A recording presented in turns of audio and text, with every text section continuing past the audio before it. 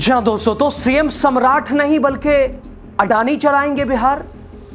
बड़ी मीटिंग में और क्या क्या हुआ फाइनल? नीतीश के जाते ही क्या सब कुछ बिक रहा है? आ गई भारतीय जनता पार्टी की सरकार, सब कुछ बेच दो। तो क्या टैक्स देना बंद कर दें लोग? दोस्तों, तो क्या सरकार नहीं बदल सकती हाले बिहार, हमारी बिहार सरकार? तो फिर हम और आप क्यों दें टैक्स, जब पूरा सूबा गौतम अडानी ही चलाएंगे?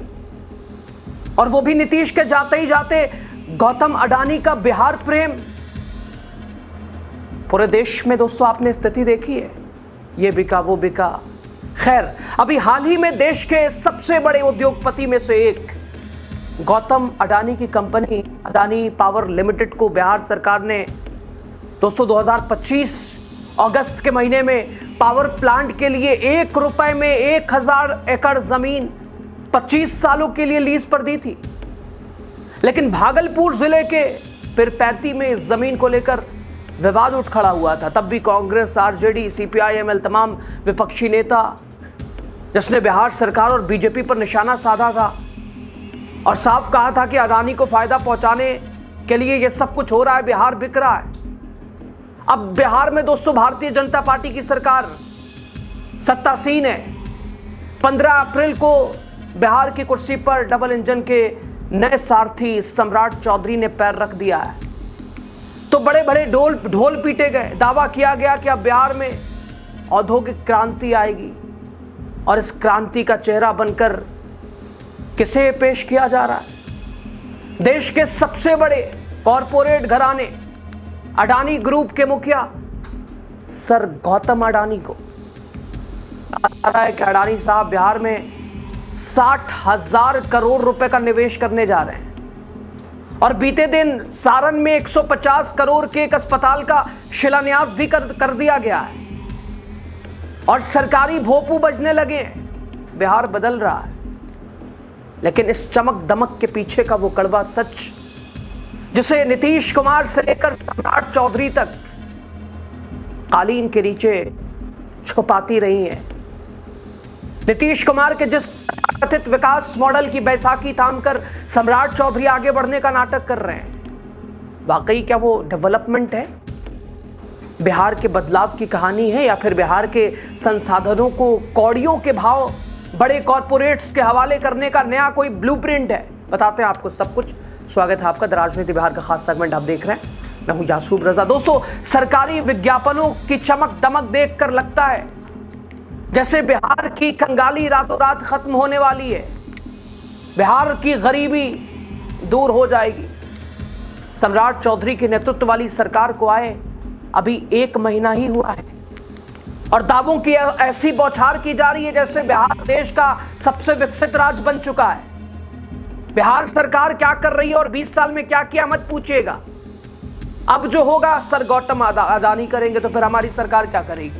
रोजगार, शिक्षा जब वही देंगे तो चीनी मिल वही खोलेंगे, तो आप क्या करेंगे? लोग टैक्स का पैसा क्यों दें? गाड़ी खरीदिए तब टैक्स दीजिए, सड़कों पे जाइए तब टैक्स दीजिए, गाड़ी कहीं लगाना है तब टैक्स दीजिए, टोल पे जाइए तब टैक्स दीजिए। और आप इनकम टैक्स देते ही हैं, वो अलग। और इमली से लेके बड़ी से बड़ी चीज खाइए, चावल, ये वो सब कुछ, सब में टैक्स देते रहिए।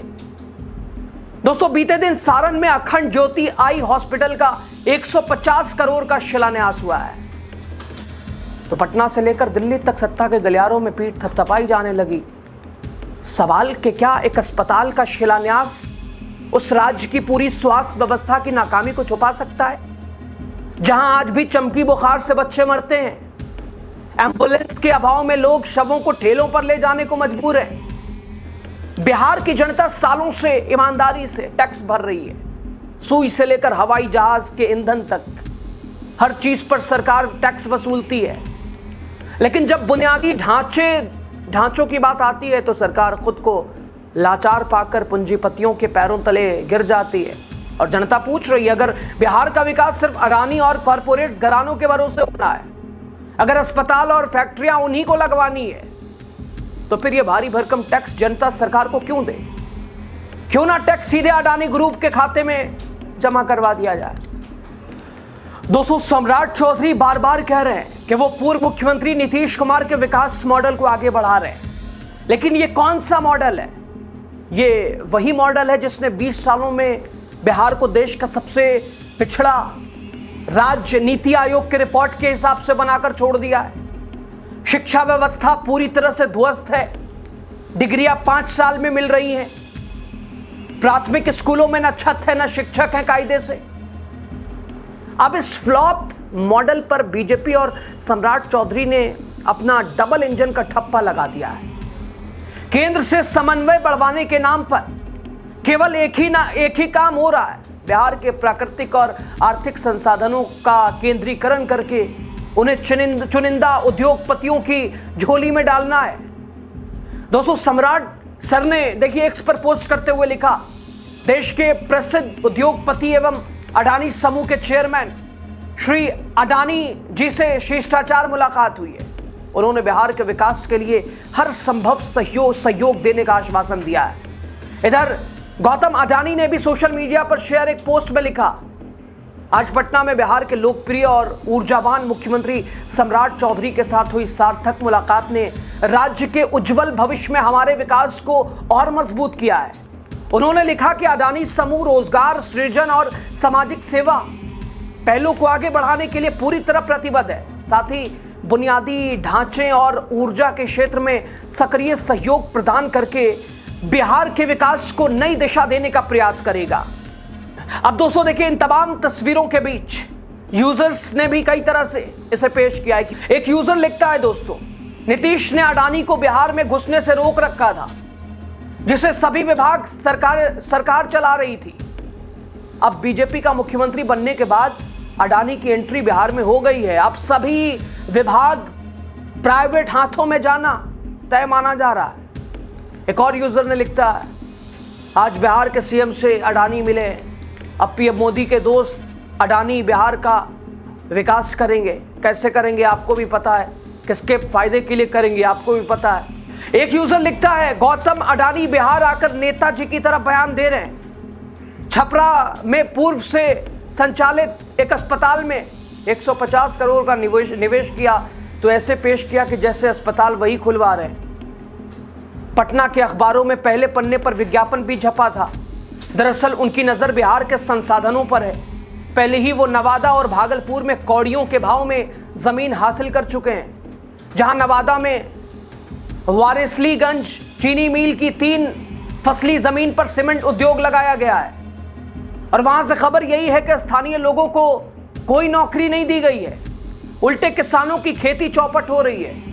भागलपुर के पीरपैती में वो क्या करेंगे वो देखने वाली बात होगी। उसके बाद उन्होंने कल अस्पताल में बेहद मामूली निवेश करके नेताओं की तरह यह बयान दिया है। अब भाजपाई नेताजी अडानी का स्वागत करने को तैयार हो जाइए। दोस्तों, अडानी ग्रुप द्वारा बिहार में 60,000 करोड़ रुपए के निवेश की घोषणा की गई है। सुनने में यह आंकड़ा बहुत जादुई सा लगता है, लेकिन जो लोग मित्रवादी पूंजीवाद को समझते हैं उन्हें पता है कि इन बड़े निवेशों के पीछे शर्तें क्या होती हैं। इन निवेशों के बदले सरकार उद्योगपतियों को मुफ्त में ज़मीन सौंपती है, टैक्स में भारी छूट देती है, पर्यावरण के नियमों को ताक पर रख देती है। मुख्यमंत्री दावा कर रहे हैं कि अभी तक 1.36 लाख करोड़ यानी 1,36,00,000 करोड़ का निवेश आया है। इसे 5 लाख करोड़ तक पहुंचाया जाएगा। लेकिन कागज़ पर लिखे इन आंकड़ों से क्या किसी एक भी बिहार के युवा के घर का चूल्हा जल पाएगा? हाजीपुर में निफ्टेम या सारण में अस्पताल के नाम पर जो वाहवाही लूटी जा रही है, उसकी सच्चाई यह है कि परियोजनाएं स्थानीय स्तर पर केवल चंद ठेकेदारों और दलालों की जेब भरेंगी।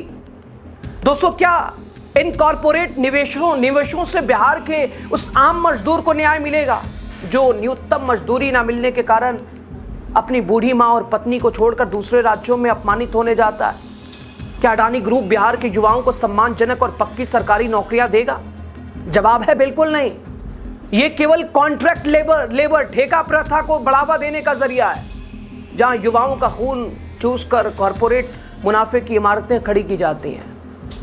दोस्तों, सरकार की गति पकड़ने के दावे तब खोखले साबित हो जाते हैं जब बिहार में बनते ही पुल ताश के पत्तों की तरह ढह जाते हैं। सुशासन और पारदर्शिता की बातें केवल प्रेस कॉन्फ्रेंस तक सीमित रहती हैं। सच्चाई यह है कि बिहार को आज सबसे पहले एक मजबूत बुनियादी ढांचे, विश्व स्तरीय सरकारी शिक्षा, हर गरीब तक पहुंचने वाली स्वास्थ्य व्यवस्था की जरूरत है। लेकिन सम्राट चौधरी की सरकार इन बुनियादी जिम्मेदारियों से पल्ला झाड़ सब कुछ निजी हाथों में सौंपने की जल्दी में दिखाई दे रही है। दोस्तों, जब तक राज्य में पारदर्शिता नहीं होगी, जब तक आम आदमी तक बिना किसी भ्रष्टाचार के फायदा नहीं पहुंचेगा, तब तक ऐसे हजारों करोड़ों के एमओयू केवल फाइलों में बंद होकर दीमकों का भोजन बनते रहेंगे। दोस्तों, ये बिहार के उस तथाकथित बदलाव की इनसाइड स्टोरी है जिसका ढिंडोरा पीटा जा रहा है। 60,000 करोड़ का निवेश हो या 5 लाख करोड़ का सपना, जब तक जमीनी स्तर पर एक अदद नौकरी के लिए बिहार के नौजवानों को लाठियां मिलेंगी, तब तक इन दावों को सच नहीं माना जा सकता है। बिहार की जनता ने सरकारें बदली हैं, चेहरे बदले हैं, गठबंधन बदले हैं, कभी आरजेडी जेडीयू, कभी जेडीयू बीजेपी, अब सम्राट चौधरी का नया दौर। लेकिन क्या बदला है हाल बिहार? 20 साल और 21वां और 22वां साल शुरू हो गया है? जवाब है नहीं। अगर विकास का मतलब सिर्फ अडानी ग्रुप की संपत्तियों का बिहार में विस्तार होना है, तो फिर लोकतंत्र में चुनी हुई सरकारों की प्रासंगिकता ही क्या रह जाती है। जनता टैक्स इसलिए नहीं देती कि सरकारें कॉरपोरेट घरानों की पीआर एजेंसी बन जाए। अब देखना यह है कि सम्राट चौधरी की ये तेज रफ्तार बिहार को वाकई विकास की ओर ले जाती हैं, या फिर बिहार की बची कुची संपदा को भी बड़े पूंजीपतियों के हवाले करके डबल इंजन की सरकार अपने हाथ खड़े कर लेती है। बिहार के युवाओं, किसानों, आम आदमियों की आंखें इस पारदर्शिता और खोखले दावों के बीच, इसके बीच का अंतर बखूबी समझती हैं। लेकिन लोग कह रहे हैं कि जब नीतीश कुमार थे तब क्यों नहीं आ रहे थे अडानी साहब? जाते ही जाते आखिर ये बीजेपी अडानी कौन सा खेल है? क्या बिहार बिक रहा है? क्या सब कुछ इन्हीं के हाथ हो जाएगा? तो जरूरत क्या है सीएम साहब की? अडानी ही चलाएं बिहार, तो फिर टैक्स क्यों ही देना? अब इन सभी चीजों को जोड़कर दोस्तों आप कैसे देखते हैं? बताइएगा राय। बिहार बदलने की इसे कहानी कहे या महज उद्योगपतियों के लिए उनकी चमचमाती छवि को बरकरार रखने के लिए एक कदम? राय जो भी हो दीजिएगा।